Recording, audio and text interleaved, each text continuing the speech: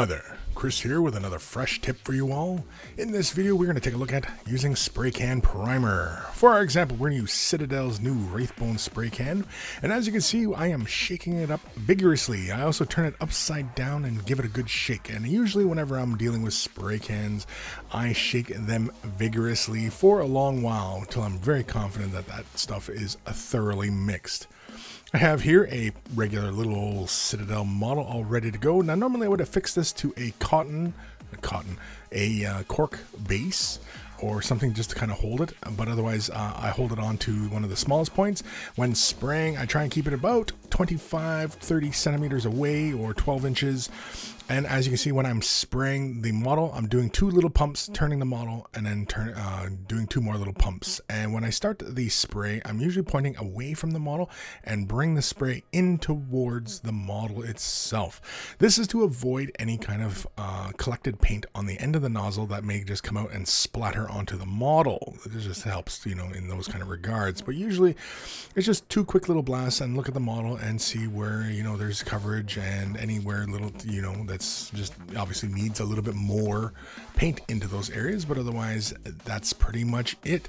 Here I'm just grabbing another model again. I'm just grabbing it by the end of the gun, and really quickly here I just come through and I'm spraying, and as I'm moving, I'm actually kind of moving the hand a little bit closer, but like it looks a little bit deceiving here on the picture here, but otherwise it is about that 30-25 centimeter away, 12 inches kind of thing.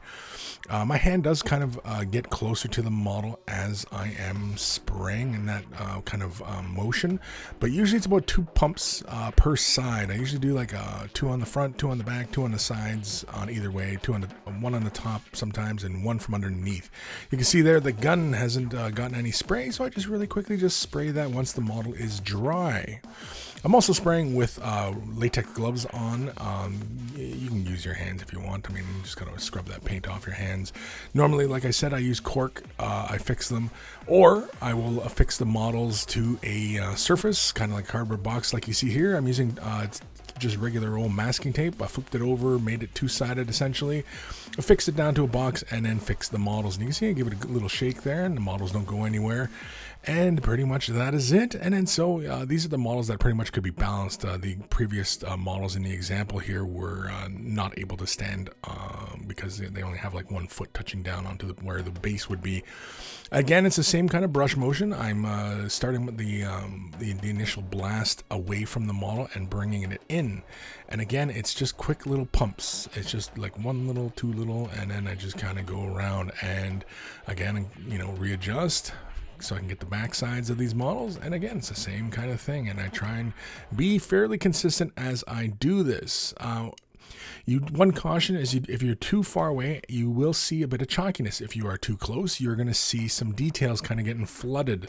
So these are things to watch out for. Again, this is just kind of a rough guide for a lot of people. This is just kind of get you started on your priming. I know a lot of people out there still use spray cans and do prime their models in this fashion, but again, with a bit of practice, and consistency, and and what you're doing, and of course also, I'm outside right now. It's actually not terribly breezy, and you can pretty much get your spraying done. Here, I'm just showing that I can take the model off the tape and then just get into the underside if need be. Of course, once they've sat a little bit, I'm just adjusting there to grab onto a bit that obviously has plenty of primer on it, and I just work my way around just really fast. And you can see I'm just kind of doing 1 pump at a time kind of thing.